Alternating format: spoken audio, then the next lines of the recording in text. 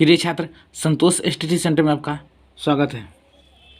Class 10th के समांतर श्रेणी का आपका परिचय लेकर आया है। समांतर श्रेणी का आपका थ्योरम लेकर आया कहने का अर्थ हुआ। अगर आप ये नहीं जान पाएंगे तो आपको क्या होगा, समांतर श्रेणी का जो भी चैप्टर है और कोई भी बुक का होगा, NCERT बुक हो, चाहे भारतीय भवन हो, स्टूडेंट फ्रेंड हो, कोई बुक का हो, अगर ये नहीं जान पाते हो तो क्या हो सकता है, नहीं बन पाएगा ये चैप्टर, समझे। इसलिए आपको AP बनाने से पहले, मैंने जिसको कहते हैं समांतर श्रेणी कहते हैं, आपको समांतर श्रेणी बनाने से पहले इस थ्योरम को देख ले, समझे। क्योंकि अगर देख लेते हैं तो क्या होगा, आपको ये चैप्टर बनाने में आपको क्या होगा, सहूलियत होगा, समझे। क्योंकि आपको सूत्रार्थ हो जाएगा, क्योंकि इसमें बहुत सारे फार्मूला भी आता है, क्योंकि फार्मूला 2-3 आता है तो आपको याद करना होगा। इससे पहले कुछ परिभाषा है, इसको आप समझ ले, समझे। तो लिखा हुआ समांतर श्रेणी, इसको लिखा गया है ब्रैकेट में, क्या AP है। इसको समांतर श्रेणी को क्या कहते हैं, AP कहते हैं। वैसा शॉर्टकट में क्या कहते हैं, AP कहते हैं। और इसको कहते हैं अर्थमेटिक प्रोग्रेशन के नाम से जानते हैं, वो इंग्लिश में कहते हैं, समझे। चलिए, पहला टॉपिक है माने अनुक्रम क्या है, समझे। माने सीक्वेंस, इसको इंग्लिश में कहा जाता है अनुक्रम। तो अनुक्रम लिखा हुआ है संख्याओं का वह समूह जो एक निश्चित नियम के अनुसार निश्चित क्रम में व्यवस्थित हो, उसे अनुक्रम कहते हैं, समझ। माने अनुक्रम किसको कहेंगे, अनुक्रम कहेंगे वैसे संख्याओं का वैसा समूह जो एक निश्चित, क्या लिखा है, क्या एक निश्चित नियम के अनुसार निश्चित क्रम में व्यवस्थित हो, समझा। व्यवस्थित का अर्थ लिखा हो तो ऐसे समूह को क्या कहेंगे, हम अनुक्रम कहते हैं, समझ। और एक अनुक्रम को कई प्रकार से हम व्यक्त कर सकते हैं, समझ। कोई भी अनुक्रम है तो अनुक्रम को क्या कर सकते हैं, हम अनेक प्रकार से इसको व्यक्त कर सकते हैं। जैसे एक एग्जांपल आपको दिए है, जैसे लिखा हुआ है, पहला है 2, 4, 6, 8, 10। माने एक व्यवस्थित क्रम है, क्योंकि 2 के बाद 4, 4 के बाद 6, 6 के बाद 8, 8 के बाद 10। माने 2 सब का अंतर, बीच का अंतर कितना है, 2 का अंतर, माने एक व्यवस्थित क्रम है, समझ। तो क्या होगा, इसी टाइप से अगर कोई संख्या और भी एग्जाम्पल लेते हैं तो क्या होगा, अनुक्रम का माने जैसे में हो जाएगा, समझ। हो गया अनुक्रम। माने अनुक्रम का अर्थ हुआ कि कोई भी संख्याओं का वैसा समूह जो एक निश्चित नियम के अनुसार निश्चित क्रम में व्यवस्थित किया जाता हो, तो उसे क्या कहते हैं, अनुक्रम कहते हैं, समझ। अगला है दूसरा बिंदु कि श्रेणी क्या है, समझ। अब श्रेणी माने श्रेणी क्या होता है, श्रेणी किसे कहते हैं, माने प्रोग्रेशन। तो कहने का अर्थ हुआ कि वैसा अनुक्रम जो एक निश्चित पद्धति का अनुपालन करते हैं, उसे श्रेणी कहते हैं, समझ। माने अनुक्रम माने वैसा अनुक्रम जो एक निश्चित पद्धति का अनुपालन करते, उसे क्या कहते हैं, श्रेणी कहते हैं, समझ। और श्रेणी क्या है, 3 प्रकार के होते हैं। क्या प्रकार के होते हैं, 3 प्रकार के, समझ। कितने प्रकार के होते हैं, 3 प्रकार के होते हैं। पहला है समांतर श्रेणी, दूसरा है गुणोत्तर श्रेणी, तीसरा है हरात्मक श्रेणी, समझ। माने अब इसमें 3 श्रेणी के प्रकार 3 होते हैं, लेकिन आपको 10th में ओनली सिर्फ क्या पढ़ना है, समांतर श्रेणी पढ़ना, समझ। क्योंकि 10th में मात्र ओनली समांतर श्रेणी का एक झलक दिया है, कहने का अर्थ हुआ। आप इंटर में अगर साइंस लेते, मैथ से साइंस लेते, तो आपको पढ़ना पड़ेगा, तीनों डिटेल से वहाँ बताया जाएगा। लेकिन समांतर श्रेणी इसमें एक झलक दिया, कहने का अर्थ 1-2 चैप्टर आपको दर्शन दे दिया, कहने का अर्थ हुआ 10th में, समझ। अब गुणोत्तर और हरात्मक श्रेणी जो है, ये दोनों जो श्रेणी है, कहने का थोड़ी श्रेणी हम पढ़ेंगे 11 में पढ़ेंगे, समझ। क्योंकि 11 में इसकी चर्चा है, आपको ये दोनों नहीं पढ़ना है, माने गुणोत्तर और हरात्मक, समझ। मात्र 10th में पढ़ना है समांतर श्रेणी, समझ। चलिए, आप जानते हैं कि समांतर श्रेणी होता है क्या। अब लिखा गया है यहाँ पर कथी, समांतर श्रेणी, और इसको ब्रैकेट में AP लिखा हुआ है। ये समांतर श्रेणी है क्या, तो क्या है कि वैसा अनुक्रम जिसमें प्रत्येक पद अपने पिछले पद में एक निश्चित संख्या जोड़ने पर प्राप्त होता है, उसे समांतर श्रेणी कहते हैं, समझ। माने उसे कौन सा श्रेणी कहते हैं, समांतर श्रेणी। क्या लिखा है कि वैसा अनुक्रम जिसमें प्रत्येक पद अपने पिछले पद में एक निश्चित संख्या जोड़ने पर प्राप्त होता है। माने एक निश्चित, माने एक संख्या निश्चित होनी चाहिए, वही संख्या हर पद में जोड़ना है, और उसके बाद जो संख्या प्राप्त होता है, वही जो पूरे समूह होगा, वही क्या कहलाएगा, समांतर श्रेणी होगा। लिखा है यह निश्चित संख्या AP का सारवंतर कहलाता है। क्या कहलाता है, यह निश्चित संख्या AP का सारवंतर, माने D सारवंतर को क्या कहते हैं, D कहते हैं, माने D माने कहलाती है, समझ। कहने का अर्थ है सारवंतर कहलाती है। जो निश्चित संख्या जो जोड़ते हैं वही संख्या क्या कहलाता है, सारवंतर कहलाता है, समझ। जैसे यहाँ लिखा 5 है, कहते लिखा है 5,10,15,20। अब देखते हैं इसमें 5 है, अब इस 5 में हम 5 जोड़ेंगे तो क्या आएगा 10 आएगा। फिर के 10 में 5 जोड़ेंगे, एक निश्चित संख्या जोड़ रहे हैं ना, फिर के 10 में 5 जोड़ेंगे तो 15 आएगा, 15 में फिर के 5 जोड़ेंगे तो कितना आएगा 20 आएगा, फिर के इसमें जोड़ेंगे 5 तो कितना आएगा 25 आएगा। मैंने एक निश्चित संख्या ऐड हो रहा है, मैंने कहने का जो 5 है वो क्या एक निश्चित संख्या ऐड नहीं हो रहा है, तो क्या होगा जो एक निश्चित संख्या यह लिखा यह निश्चित संख्या एपी का सर्वांतर माने क्या होगा, जो 5 ऐड हो रहा है कहने का अर्थ हो कथी कहलाएगा, इस एपी का सर्वांतर कहलाएगा, समझे। और ये जो एपी का एग्जाम्पल कहने का अर्थ अगला पद में देखिए 10,20 माने 10,30,50,70 माने इसमें 20 ऐड हो रहा है, 20 का अंतर कहने का अर्थ। अब 20 का अंतर है तो कहने का अर्थ वही 20 क्या कहलाएगा, कहने का अर्थ सर्वांतर कहलाएगा। क्या कहलाएगा, सार्वअंतर कहलाएगा। जो 20 का अंतर है वो क्या कहलाएगा, सार्वअंतर कहलाएगा, समझे। और भी एग्जाम्पल ले सकते कहने का अर्थ। और समांतर श्रेणी का एक और परिभाषा बोल सकता है कि समांतर श्रेणी हम उस श्रेणी को कहते हैं जिसके बीच का अंतर माने दो संख्याओं के बीच का अंतर क्या होना चाहिए, समान होनी चाहिए, समझे। वो भी कह सकता है कहने का अर्थ, लेकिन यही परिभाषा बहुत ही सटीक है कहने का अर्थ। अगर एक बार पढ़ ले तो आसानी से समझ जाता है। चलिए अब नोट में 2 बिंदु लिखा गया है। नोट नंबर 1, सार्वंतर को पदांतर भी कहते। देखिए याद तक रखिए, कभी कभी पदांतर निकालने के लिए कहता है पदांतर निकाले, तो याद तक सार्वंतर को ही दूसरा नाम क्या है, पदांतर। क्या है, सार्वंतर को दूसरा नाम क्या है, पदांतर कहते हुआ, समझे। सार्वंतर को ही क्या कहते हैं, पदांतर कहते हैं। याद तक रखिएगा, कहने का अर्थ हुआ डी, इसको डी कहते हैं दोनों को, समझे। कहीं कहीं सार्वंतर लिखा आता है, लेकिन अधिकतम जगह सार्वंतर है। कहीं कहीं कोनो सवाल में आपको देखने को मिलेगा इस तरह का अथी, समझे, कि कहेगा पदांतर कितना होगा कोई पद का, तो इस तरह का। अब स्टूडेंट नहीं जाना है कि सार्वंतर को ही पदांतर कहते, तो वहाँ तो फंस सकता है। तो इसलिए याद अगर रखिएगा, नोट में लिखा दी इसलिए कि सार्वंतर को ही क्या कहते हैं, पदांतर कहते हैं।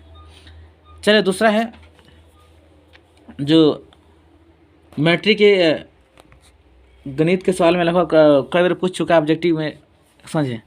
इस जो दूसरा टॉपिक लिखा है सार्वंतर धनात्मक, ऋणात्मक या शून्य हो सकता है, समझे। अब मैट्रिक पूछ लेता कि सार्वंतर हो सकता है, ऑप्शन दे लेता पहला में धनात्मक, दूसरा में माने ए में दे लेता धनात्मक, बी में दे लेता ऋणात्मक और सी में दे लेता शून्य, और इसमें से डी में दे लेता इनमें से सभी। तो बहुत सारे स्टूडेंट कन्फ्यूज होता है, इसलिए याद अगर रखिएगा क्या होगा, धनात्मक, ऋणात्मक और शून्य होता। मैंने कहने का अर्थ इनमें सभी होगा, कहने का अर्थ वहाँ पर लगाएंगे तो सभी। लेकिन क्या होगा, धनात्मक, ऋणात्मक, धनात्मक का अर्थ प्लस, ऋणात्मक का अर्थ माइनस हो सकता है, जीरो तो शून्य माने जीरो।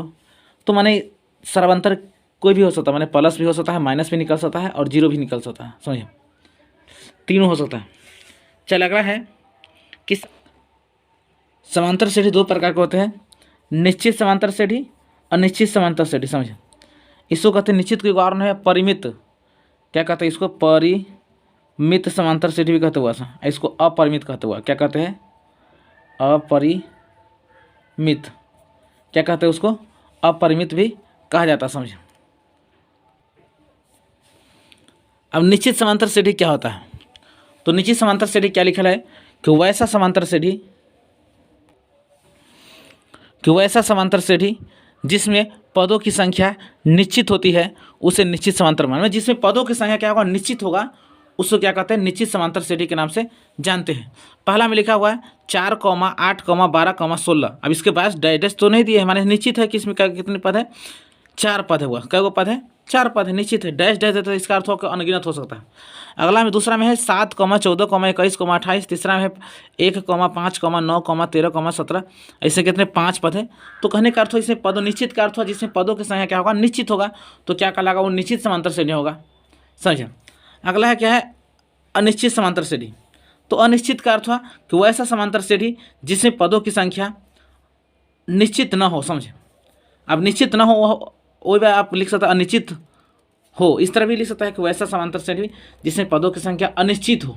अनिश्चित का अर्थ निश्चित न हो, समझा। अब निश्चित न हो इसलिए लगा कि दोनों सटीक परिभाषा, दोनों सेम है, थोड़ा सा अंतर खाली न लगा दीजिएगा। तो वैसा समांतर श्रेणी जिसमें पदों की संख्या निश्चित न हो, समझे, क्या हो, निश्चित न हो, उसे कौन सा कहते हैं, अनिश्चित समांतर श्रेणी के नाम से जानते हैं, समझे। जैसे आपको लिखा 2, 4, 6, 8 और डैश दे दिया, इसका अर्थ अनिश्चित नहीं है। ये कहाँ तक जाएगा कहने की कोई अथी नहीं, इसमें अनगिनत तक जाएगा, समझे, जहाँ तक लिखते रहिए, सब कोई दिक्कत नहीं। दूसरा है 5, 10, 15 है, ये आगे तक जा सकता है जहाँ तक जाएगा। तीसरा है 10, 20,30,40 और भी जा सकता है आगे, समझे। ये डैश डैश का अर्थ हुआ कि अनिश्चित है, ऐसा नहीं कि आपको 4 पद होगा, समझिए। तो इसलिए याद तक रखिएगा, आप समांतर श्रेणी को 2 हिस्सों में बांटा गया है हमारे, निश्चित समांतर श्रेणी और अनिश्चित समांतर श्रेणी। चलिए आगे एक नोट और है। अब यहाँ पर लिखल एपी का व्यापक रूप, इसको आपको याद तक रखना होगा। एपी का व्यापक रूप क्या है? ए है a+d, a+2d, a+3d, मानी पहला पद कहने का अर्थ हुआ, और दूसरा पद है, तीसरा पद है, इसको चौथा पद कहते हैं। आगे जितना कहेगा उससे एक कम लेना, समझे। अब यहाँ पर देखिए दूसरा पद है लिखना, मैं तीसरा पद है, तो तीसरा पद माने क्या है? 2 ही नहीं है, माने a+ अगर कहेगा आपको, माने याद करके रखिएगा, एपी का व्यापक रूप याद करके रखिएगा, a+d, a+2d, a+3d, अगला कहेगा था a+4d, अगला कहेगा तो a+5d, आगे तक चलते जाएंगे, समझ, जहाँ तक जाना होगा तो याद तक रखिएगा, 2, 3 तक, 4 तक याद तक रखिएगा, समझे। ये एपी का व्यापक रूप है, समझे। इस तरह के एपी होता है, इस रूप में होता है एपी, जो जितना भी देखने को मिलेगा। और दोनों का बीच का अंतर, जो इसका जो सार्व अंतर होता है, हमेशा क्या होता है? बराबर होता है, समझे। एपी जो भी पद होगा, मान लीजिए एपी अगर कोई आपको पहचानने के लिए दिया जाए तो देख लीजिएगा, अगर बीच के अंतर समान होगा तभी एपी में होगा, समझे। तो दोनों संख्याओं के बीच का अंतर जितना भी दिया होगा, सबका डी जो निकलेगा सार्वंतर, वो सब समान होनी चाहिए, समझे। ऐसा नहीं क्योंकि माइनस में वो प्लस निकलेगा तो गलत हो जाएगा, समझे। चलिए अगला है कि किसी एपी का, अगला थ्योरम है, किसी एपी का nवां पद ज्ञात करें, समझे। हम किसी एपी कोई भी संख्या दे देगा, कहेगा कि कोई पद एपी दे देगा, कहेगा इसका nवां पद ज्ञात करें, तो कैसे निकालेंगे? तो क्या है, इसका एक फार्मूला होता है। तो सबसे पहले इस फार्मूला को हम सिद्ध करेंगे कि अब फार्मूला तुमको होता है, उस फार्मूला को सिद्ध कर लेते हैं कि एपी का nवां पद क्या होता है, समझे। तो चलिए सबसे पहले लिखेंगे, यहाँ लिखेंगे हल, लिखेंगे माना कि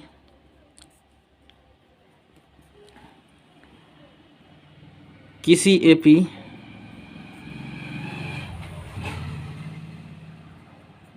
के प्रथम पद ए, क्या ले लेते हैं? इसका प्रथम पद क्या ले लिए? ए, और सार्वंतर क्या ले लिए? डी ले लिए, समझे। मैंने माना कि किसी एपी के प्रथम पद ए और सार्वंतर कितना ले लिए? डी ले लिए, और nवां पद बराबर क्या लेंगे? पद बराबर क्या लेंगे? an लेंगे। क्या लेंगे? an। अच्छा, ये भी ले सकता है कि an nवां पद है, इस टाइप से भी ले सकता है कि an nवां पद है। अब देखिए, अब यहाँ an लिए, अब कोनो बुक में दे देता है, देखिए an को ही दिया था, रखिए an को ही क्या कहते हैं? tn कहते हुआ, क्या कहेंगे इसको? tn, समझे। क्योंकि an को ही क्या कहते हैं? tn कहते हैं, याद तक रखिएगा, an को ही क्या कहते हैं? tn। ऐसा नहीं कहीं tn दे देता, अब घबराओ नहीं जाइएगा, इसी को nवां पद कहते हुआ, क्या है? tn कहिए चाहे an, दोनों प्रयोग, लेकिन ज़्यादा अधिकतम सवाल में यही होता है an का प्रयोग करते हैं। अगर tn भी लिखते तो आप गलती नहीं होगा, क्योंकि दोनों का अर्थ ये होता है, an लिखिए चाहे tn लिखिए, समझे। अब यहाँ लिखेंगे, अब एपी का व्यापक को आपको याद होगा कि एपी का व्यापक ऊपर लिखा गया। तो अब ये जो पहला है, इसको पहला पद a1 का मान दिया हुआ, ये दिया हुआ है a2 का मान दिया हुआ, ये दिया हुआ a3 का मान दिया है, ये दिया a4 का मान दिया, आगे तक a5 का मान दिया है, a6 का मान दिया, आगे तक चलते जाएंगे, समझे। तो क्या करना, हमको 2, 3 तक लिख लेना है। कहने का अर्थ हुआ a1 बराबर, तो a1 बराबर क्या है? a होगा प्रथम पद। अगला क्या होगा? a2 बराबर, समझे। तो क्या होगा? a+2d, समझे। क्या होगा? क्या होगा? a+d, समझे। a2 बराबर क्या होगा? a+d होगा। इसके बाद क्या होगा? a3 बराबर, तो a3 बराबर क्या? a+2d लेना है, समझे। देखिए, जब 3 है तो यहाँ 2d है, अगर 2 है तो यहाँ पर क्या है? 1 है, कहने का अर्थ, अगर 1 है तो d तो ऐड नहीं सीधे है। चले a4 बराबर क्या होगा? a+ कितना होगा? 3d होगा, समझे। लेकिन क्या लिखते जाएंगे, आप क्या करें, इतना तक लिखेंगे तो इसके बाद डैश डैश दे दीजिएगा, समझे। क्या दे दीजिएगा? डैश डैश दे दीजिएगा। और उसके बाद क्या होगा? आई पद तो आगे तक जाएगा, a5 a6 a7 a8, कहाँ तक जाएगा? n पदों तक जाएगा, nवां पद माने an बराबर, समझे। तो कहने का अर्थ हो क्या? a तो है, चलिए, तो an बराबर क्या है? a+, क्योंकि nवां पद तक जाएंगे, देखिए 4, 5, 6 तक कितना लिखिएगा आप, समझे, इसलिए डैश डैश दे दिए। तो an बराबर क्या है? a+, अब n से पहले क्या होगा? n से पहले अगर कहेगा आपको 4 से पहले क्या होगा? तो 3, तो 3 कैसे? 1 घटाए ना भाई इसमें, तब ना 3 आया, समझिए। तो हमने 3D हो गया, समझिए। A4 है तो A4 एक कम लेना है, तो nवां पद कर रहा है तो n से एक कम ना लेना है और d से इसमें गुना कर दे देखते। तो n से कम क्या होगा, n से तो क्या होगा n-1। इससे पहले क्या होगा, एक घटाना होगा ना। अगर आपको कहेगा 10 से पहले क्या होगा, 9 होगा। लेकिन कैसे 9 आया, 10 - 1 किए तब ना 9 आया भाई, समझे। तो इसी तरह n से पहले क्या होगा, n-1 होगा। तो a + n-1 और d क्या होगा, इसे मल्टीप्लाई में गुना हो जाएगा। कहने का अर्थ डी तो सही में लगा हुआ है। कहने का अर्थ हुआ nवां पद आपको यही निकल गया, समझे। यही आपको फॉर्मूला याद तक रखना होगा, समझे। मेन इसे फार्मूला हो गया, आपको हम सीध करके दिखा दे कैसे आया, समझे। लेकिन आपको मेन इसमें फार्मूला हो गया। आप कोई भी अगर कहेगा nवां पद ज्ञात करने के लिए तो आसानी से आप ज्ञात कर सकते, समझे। जैसे इस पर एक हम एग्जाम्पल आपको बताते हैं। जैसे उदाहरण के लिए आप ले लेते एक,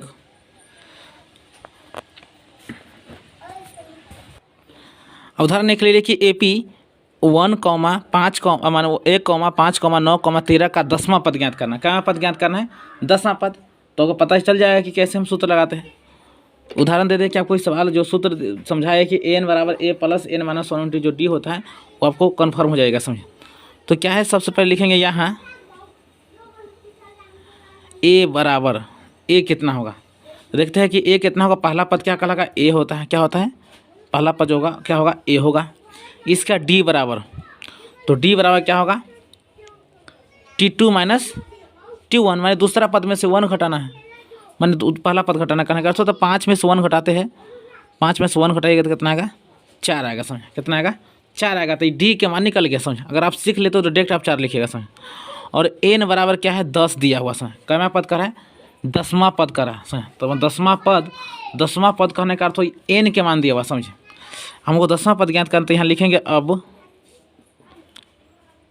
n बराबर a + n-1 × d, समझे। क्या होता है, अब क्या है इसमें रखना है। अब a इसका मान कितना दिया है, n का मान 10 दिया हुआ है। चल a का मान 1 दिया है, प्लस n कितना दिया है, 10, तो 10 रख दिए, घटाओ 1 और गुने आई बीच में। d का मान कितना है, 4 है, तो 4 रख दिए। चले इससे आगे क्या होगा, 1 है तो 1, इसमें से घटेगा 10 में से घटेगा तो कितना, 9 आएगा और गुने 4। चले ऐसा आया क्या होगा, 1 रख दिए, गुना कर दिए, 9 चौका 36, 36 और 1 37। आपको यही हो गया, हल हो गया, इसका निकल गया। मैंने कहेगा अगर इस तरह का कोई भी सवाल रहे, कहने का अर्थ हुआ। चले अगला 2 सूत्र है कि AP के योगफल निकालने का सूत्र, समझे। एक सूत्र तो ये था nवां पद ज्ञात करने के लिए, और दूसरा 2 सूत्र और है। चलिए पहला सूत्र है, इसमें तो वो निकल गया। इसमें SN का निकालने का पहला फॉर्मूला है कि SN बराबर n/2 × a + l है। दूसरा क्या है, SN बराबर क्या है, n/2 × 2a + n-1 × d, समझे। क्या है, n-1 × d है। अब l क्या है, तो l का अर्थ हुआ, कहने का अर्थ हुआ l माने क्या होता है, an इसको कहते हैं, इसी को tn कहते हैं। तीनों एक ही होता हुआ, l कहिए, an कहिए, tn कहिए, सब एक ही बराबर होता। कहने का अर्थ हुआ l का अर्थ हुआ लास्ट पद होता है, समझ, अंतिम पद। कहने का अर्थ हुआ उसी को an कहते हैं, उसी को tn कहते हैं। अगर ये फार्मूला अगर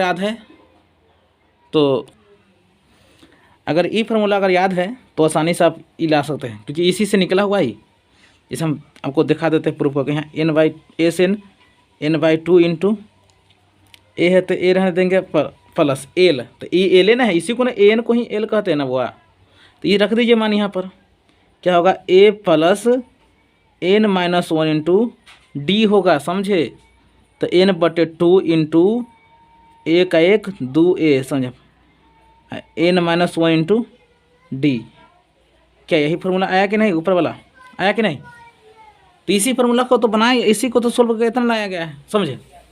अगर ये तीनों फार्मूला याद कर लेते हैं, पहला दूसरा और मैंने ये पहला हो गया, दूसरा तीसरा, तो आसानी से सब चैप्टर कहने का अर्थ AP का आपका 10th का सब समाप्त, समझे। और इसके बाद आप अगला चैप्टर में चलेंगे, माने प्रश्न वाले 5.1 में चलेंगे, माने NCERT बुक का बनाया जाएगा इससे आगे। चलिए।